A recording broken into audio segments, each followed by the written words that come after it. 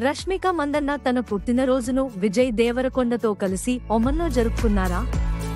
రష్మిక మందన్న మరియు విజయ్ దేవరకొండ తమ తాజా సోషల్ మీడియా పోస్ట్లతో మరోసారి ఊహాగానాలకు తావిచ్చారు. తరచుగా డేటింగ్ చేస్తున్నారని పుకార్లు వచ్చిన ఈ జంట ఒకే బీచ్ లొకేషన్ నుండి చిత్రాలను పంచుకున్నారు.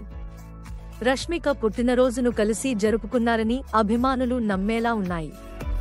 రష్మిక లేదా విజయ్ అలాంటి వేడుకను ధృవీకరించినప్పటికీ వారి వెకేషన్ ఫోటోలలోని సారూప్యతలను బట్టి అభిమానులు వెంటనే పాయింట్ అవుట్ చేశారు.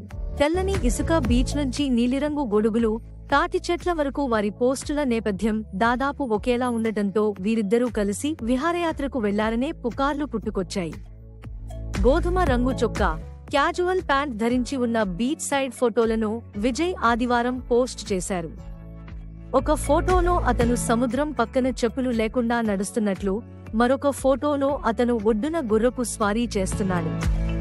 చివరి ఫోటోలో అతను బీచ్ కుర్చీలో సూర్యాస్తమయం, తాటి చెట్లు మరియు స్పష్టమైన నీలం గొడుగులతో ఆకాశం వైపు చూస్తున్నాడు.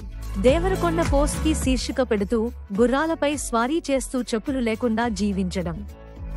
రష్మిక కూడా ఒమన్లోని అదే బీచ్ నుండి ఫోటోలను పోస్ట్ చేసి ఇలా వ్రాసింది: కొంత బీచ్, కొంత ఇసుక, కొన్ని సూర్యాస్తమయాలు, కొన్ని పువ్వులు మరియు చాలా చిరునవ్వులు. మీ అందరి ప్రేమ మరియు శుభాకాంక్షలతో.